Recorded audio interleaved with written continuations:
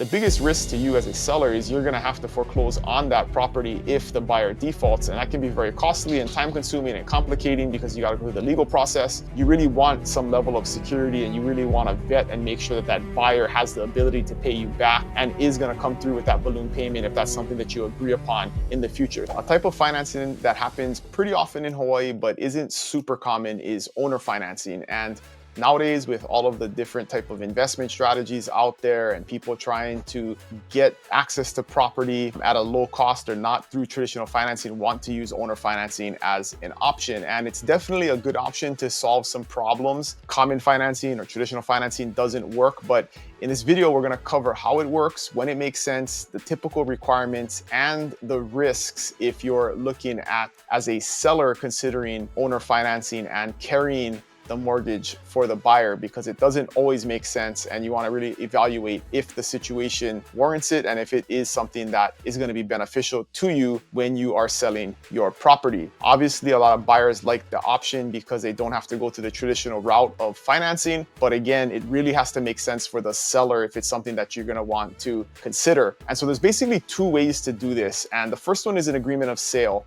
This doesn't happen very often. I personally have never done this in hundreds and hundreds of transactions. I've never seen it done. It used to happen kind of like in the 70s and 80s, but not so much anymore. And basically, you come up with terms and then the title does not transfer. So title doesn't transfer until the balance of the loan is paid off. So we're not going to focus too much on that because we're going to focus on what's called a purchase money mortgage, which is more traditional financing where the title does transfer to the buyer and the seller holds that mortgage and the buyer makes payments to the seller until the mortgage is paid off. So basically, how does it work? Pretty simple. The seller acts as the bank, right? The seller holds the amount of equity or that balance that is owed to them, and the buyer makes payments to them in agreed upon terms in the purchase money mortgage document, which is an attachment to our purchase contract. And that lays out the terms of the agreement, the interest rate, when the payoff has to happen, and other terms like that.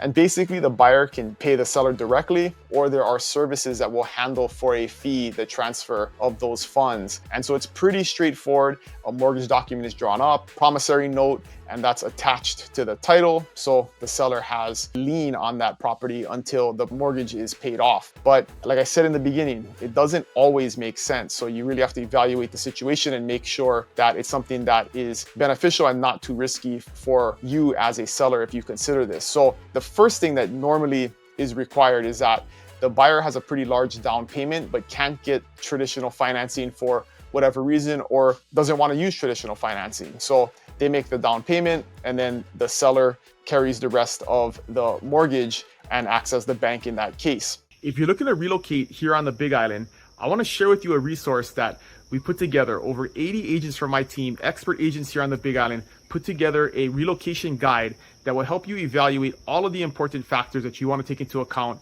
before you move here to the Big Island. School districts, healthcare, employment, all of the things that you got to think about, we put into one home buyer's guide that will help you figure out what is best when you start this relocation process here to the Big Island. So if you want this guide, just click on the link below, fill out the form. We will send you the guide for free. And if you want to take the next steps and have a conversation with us, we'd be happy to help. This does work a lot of times when a buyer is buying land and has plans to build. So they want to use owner financing to buy the land because it's hard to get a land loan.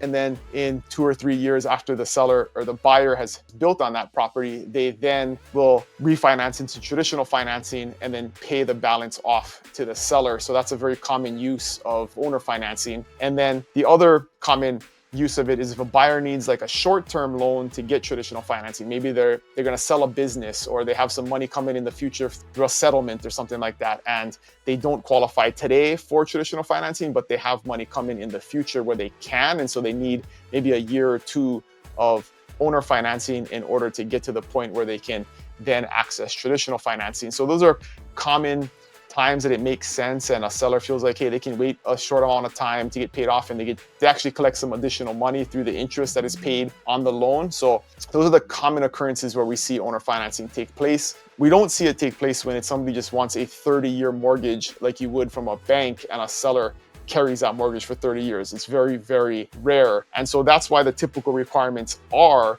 one, a large down payment. This is the security for the seller, right? So if you're a seller, you're going to want some guarantee that that buyer is going to pay you back. And if they default, you want a large amount of money up front in order to take the risk of carrying that mortgage for them. So a lot of times they're going to want 25, 30, 40.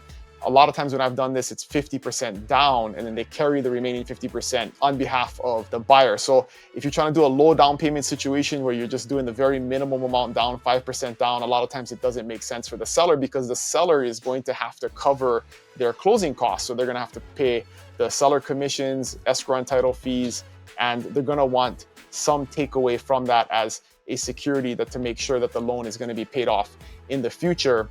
And like I talked about earlier, another typical requirement is a short term. A lot of times a seller is not going to carry a mortgage for 20 or 30 years. They may carry it for 1 to 5 years.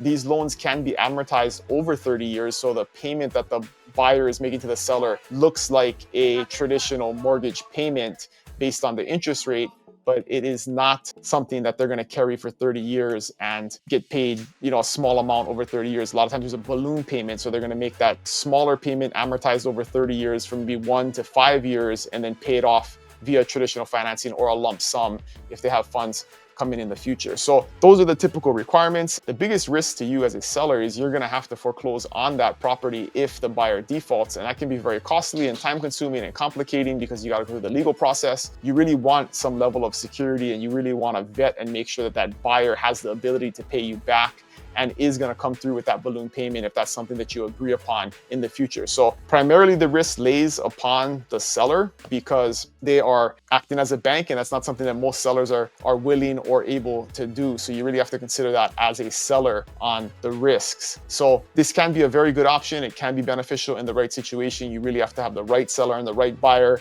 Everything has to come together and make sense, but it's something that we do pretty often. So if you have questions about this, or as a seller, you want to offer this in a high interest rate environment, you can charge a lower interest rate than a bank, which can incentivize a buyer to buy. Or in a low interest rate environment, a lot of times sellers will charge a higher interest rate to gain some benefit of taking the risk of owner financing. So it all depends on the situation and the market and the parties involved. And we can definitely help you through that process and advise you to make sure that you are making a sound decision for your property selling or buying decisions. So if you have any questions about this or anything else Hawaii real estate related, feel free to reach out, Dylan@buybigisland.com, or there is a link in the comments below for a calendar that you can book directly into my calendar, and we can do a consultation and talk about your questions or your needs. And as always, I appreciate you guys watching. See you guys next week. Aloha.